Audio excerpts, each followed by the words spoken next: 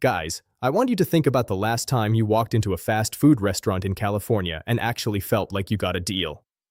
Because I have been talking to people all over this country and the answer I keep getting back is the same one every single time. It has been a while.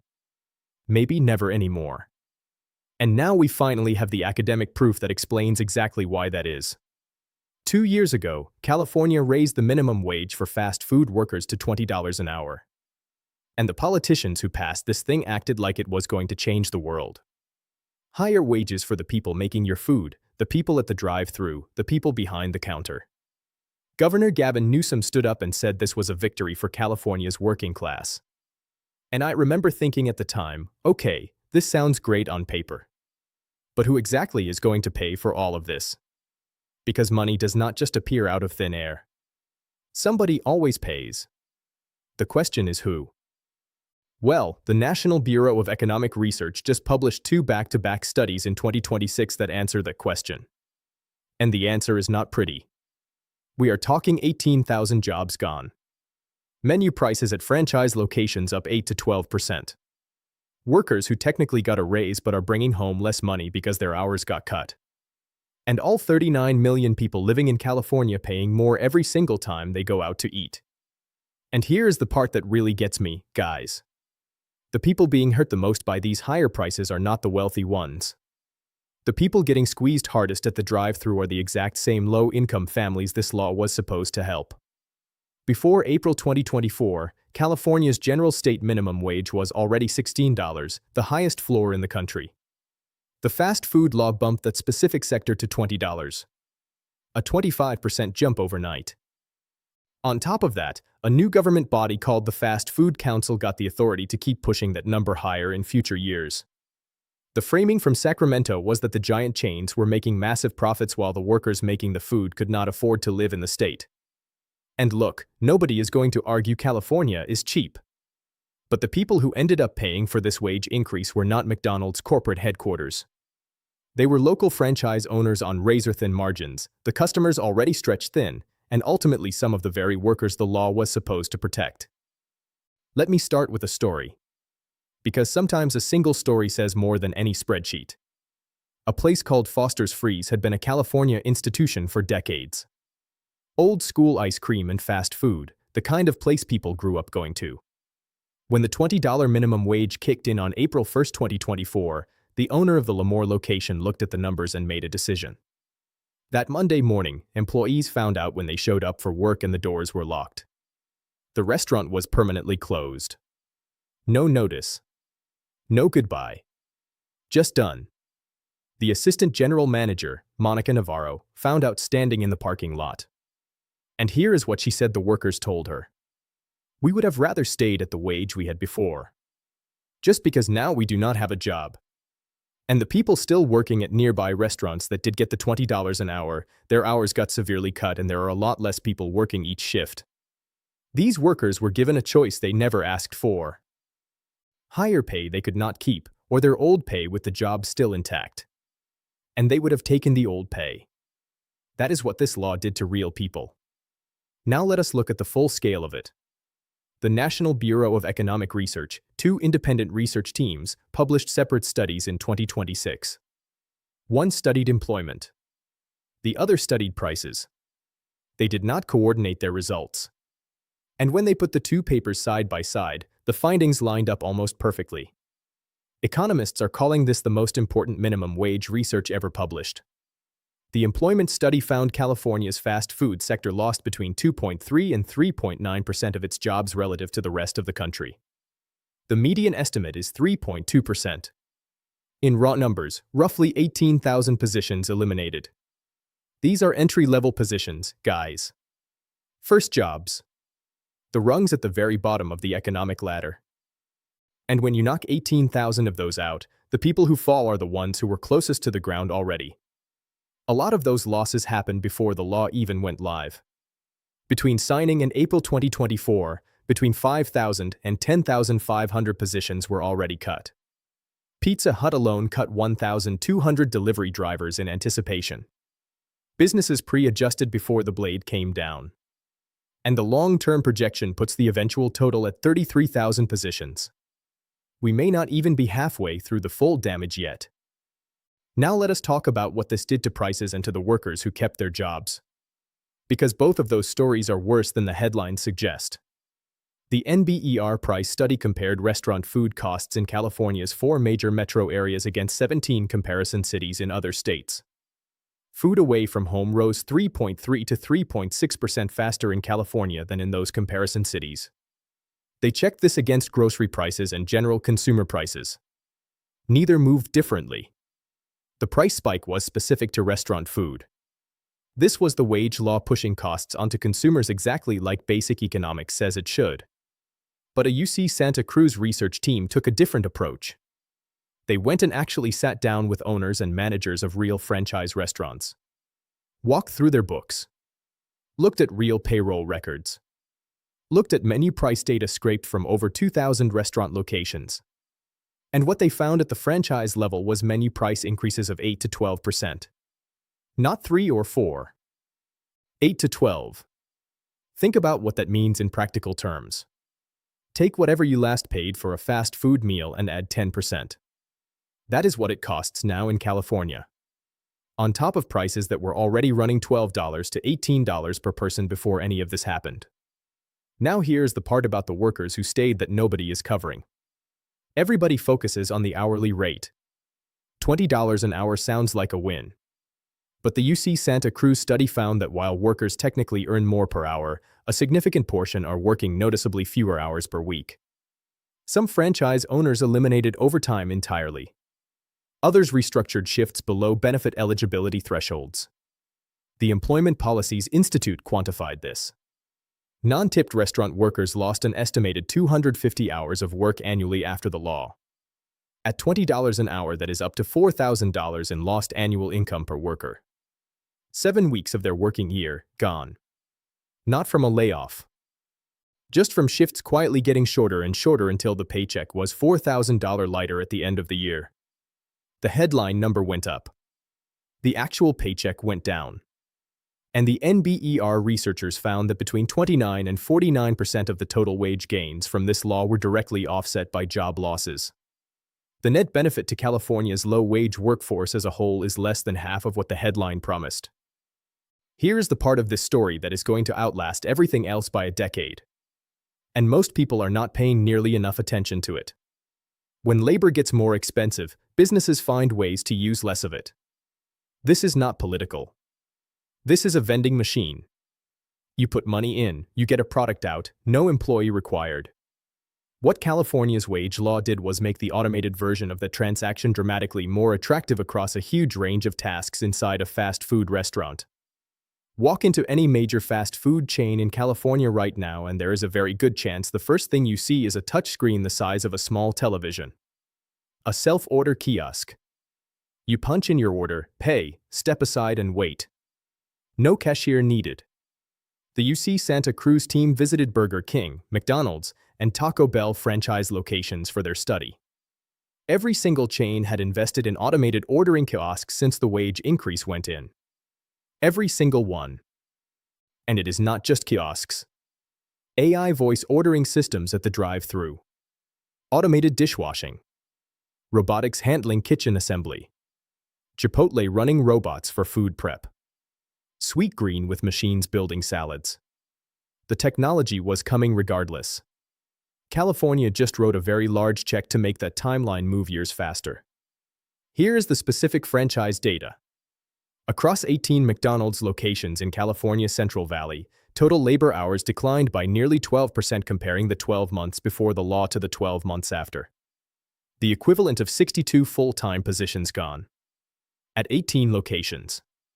Now scale that across thousands of California fast food restaurants. Burger King is even more direct. One major franchise operator in coastal California reported a more than 21% drop in shift work hours between October 2023 and October 2024. Some hours partially came back in 2025.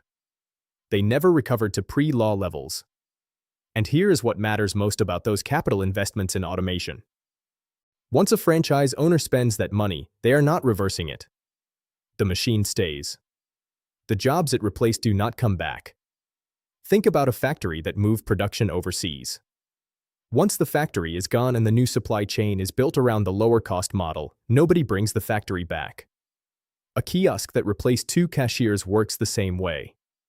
Those positions are done. The automation wave that California accelerated is now a permanent feature of how these businesses operate. And it is spreading nationally whether other states raise their minimum wage or not. I want to tell you something about this story that almost no one is covering. And honestly, when I read it, it told me everything I needed to know about how seriously Sacramento actually takes the workers this law was built around. Remember the Fast Food Council I mentioned? The 9-member government body created by the same law that raised the wage. Made up of worker representatives, union officials, franchise operators, and franchisees. The group that was supposed to set ongoing workplace standards and push wages even higher when the time was right. The entity that was legally required to meet no less than once every 6 months. It has gone completely dark. The Fast Food Council never held a full meeting in all of 2025. Not once. The group went 7 months without a leader. No meeting was ever scheduled despite the legal requirement. And by the end of the year, it was clear no meeting was happening until at least 2026.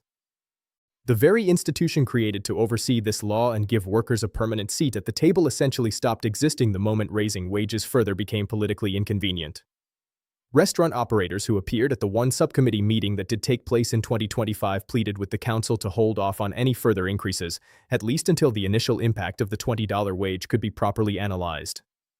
Workers and unions said $20 was not enough given what everything costs in California. And in the middle of that argument, the council simply stopped meeting entirely. This is what policy capture looks like in real time, guys. You create a law. You promise ongoing accountability and oversight. The data comes back inconvenient. The oversight body disappears. And the workers who were told this was a permanent structural improvement to their lives are left with nothing but the trade-offs. And here is the thing. While the council went dark, the law kept expanding. Similar sector-specific minimum wage increases were implemented statewide for healthcare workers with a path toward $25 an hour. Hotel workers in Los Angeles got a sector-specific increase. Hospitality workers in San Diego got one too. The playbook is being replicated across the state before the results of the first experiment are even fully measured. And the one body that was supposed to analyze those results is not meeting. That is the definition of not learning from what you have done. Now I want to zoom out, because the California minimum wage story does not exist in a vacuum. It is playing out inside an industry that is already in serious trouble nationally. And the two things are feeding each other in ways that are accelerating the damage. Let me give you the numbers from the last few months. These should be flashing red lights. Chipotle just finished what its own CEO called its worst year ever. Full-year same-store sales fell 1.7% in 2025, the first annual decline since the company went public 2 decades ago. In Q4 alone, same-store sales dropped 2.5%. For 2026, the company told investors to expect zero growth. Flat. Stock fell almost 6% the day they reported that. And the CEO said something on the earnings call that I think is one of the most revealing statements you will hear from a restaurant executive in years. He said 60% of Chipotle's customers now make over $100,000 a year. And they are going to lean into that going forward. A brand that used to be the lunch spot for everyone is officially pivoting to serve only the upper-income half of the country. Everyone else has been priced out and the company is not trying to win them back. McDonald's same-store sales fell 3.6% in Q1 of 2025. The worst quarterly decline since the pandemic. The $5 meal deal helped stabilize things temporarily, but the CFO told analysts straight up that consumers are just visiting less, and that speaks to the pressure on consumers. Starbucks went through 5 consecutive quarters of comparable sales declines. Jack in the Box posted a 7.4% same-store sales drop in its fiscal Q4 of 2025. Sweet Green was down 11.5% in Q4. And industry-wide, visits fell 1.4% across the entire dining segment in Q1 of 2025. Chipotle's CEO said the overwhelming reason consumers told them they were reducing restaurant visits was saving money because of concerns about the economy. Not that they found a better restaurant. They are scared about money. Now in California, guys, on top of all of this, You have a 10% menu price increase sitting on top of consumers who are already making different choices. The brands that survived 2025 did it by racing toward value. Chili's had a monster year by undercutting McDonald's on price. Taco Bell kept growing with aggressive deals. The ones that did not race fast enough are explaining to investors why their core customers stopped showing up. In California, those consumers were making that choice while also absorbing a 10% price hike that the rest of the country did not have. This is the piece I need you to pay the most attention to in this entire video. Because this is where the economics of what happened in California get genuinely uncomfortable for everyone. California has about 39 million residents. Every single person who eats at any restaurant in that state is now paying more because of this law. The NBER documented food away from home running 3.3 to 3.6% higher in California than in comparable cities. That is a transfer. Money moving from consumers to workers. And on the surface, that might sound reasonable. Here is why it is not. That transfer is what economists call regressive. That is the exact word they used. Regressive. It falls harder on lower-income people than on higher-income people. The reason is simple. Lower-income families spend a larger share of their total income on fast food than wealthy families do. So when fast food prices go up 8 to 12% in California, the financial pain falls hardest on the people who were already the most stretched. The exact same families the law claimed to be fighting for. The law taxed low-income consumers as a whole to raise wages for a subset of low-income workers, while eliminating the jobs of a different subset of low-income workers. That is the outcome. The data. You know what this reminds me of? It is like a group of people waiting for a bus, and somebody comes along and says, "I am giving the people in the middle of the line a better seat." But everyone pays a higher fare. And the people at the back of the line, who spend the biggest share of their income on bus fares, absorb the most pain. And some people at the front of the line lose their spot entirely. That is not helping the line. That is moving the pain around and calling it a victory. Now when the NBER job loss numbers got attention, Sacramento pointed immediately to a competing UC Berkeley study that found no job losses and only 1.5% price increases. The governor's office called the UC Santa Cruz field research flat wrong. But here is the problem with relying on the Berkeley paper entirely. The two NBER studies were done independently, and when the price team ran a demand elasticity calculation to predict what the employment decline should be based solely on the price increases they measured, that prediction lined up almost exactly with what the employment team found through a completely different approach. That cross-validation between independent studies using different methods is genuinely rare. It tells you something real is being captured. And if prices really only went up 1.5% as Berkeley says, those independently calculated employment numbers should not align the way they do. Here is why this matters beyond California, guys. Because this is not going to stay contained. At least 9 other states are actively looking at sector-specific minimum wage increases modeled directly on what California did. And the NBER researchers are emphatic about the single most important lesson that most policymakers are ignoring.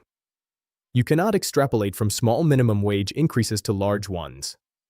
For years, economists studied small increases and found modest employment effects. Politicians absorbed that research and concluded minimum wages could be raised without consequences. The NBER team says that logic breaks down completely when the increase is large. Their exact words, "Big increases in the minimum wage start to bite." Going from $16 to $20 in one step in a low-margin industry is not a bigger version of going from $8 to $9. It is a qualitatively different economic shock. The effects are larger, faster, and harder to reverse. Especially once the automation investments are made. And California is already moving toward $25 for healthcare workers. Same playbook. Same promises. Same demographic that ends up paying the highest price. Now for anyone watching this, I want to give you practical things to actually do. Because doom without direction is just entertainment. Your emergency fund is not optional right now. 6 months of essential expenses, liquid, accessible, not tied up in investments. If your position disappears, that is the difference between a manageable setback and a financial crisis. Build toward a year. Start where you can. Stop paying the convenience premium on food. Delivery app orders on top of already elevated prices, service fees up to 15%, tips, and in California a menu that is 10% higher than 2 years ago. A $10 meal costs $22 delivered. That math is working against anyone building financial resilience. Pay attention to where automation is heading. The kiosk at the counter is the beginning of the story. The skills that hold their value going forward are the ones harder to automate. Trades. Technical installation. Healthcare specialization. That is where the money is going. California ran the experiment. The data is in. 18,000 jobs gone. Prices up 8 to 12%. Workers bringing home up to $4,000 less per year. A fast food council that stopped meeting. An industry in national sales decline. And automation investments that are permanent. The question is whether anybody making policy is actually paying attention to it. Subscribe to the channel and drop a comment below telling me what you are seeing at fast food restaurants near you. Are the kiosks taking over? Are the prices different? Are the shifts shorter? I want to know what it looks like on the ground where you are. And if you want to keep watching right now, the next video is right there on the screen. I will see you in the next one.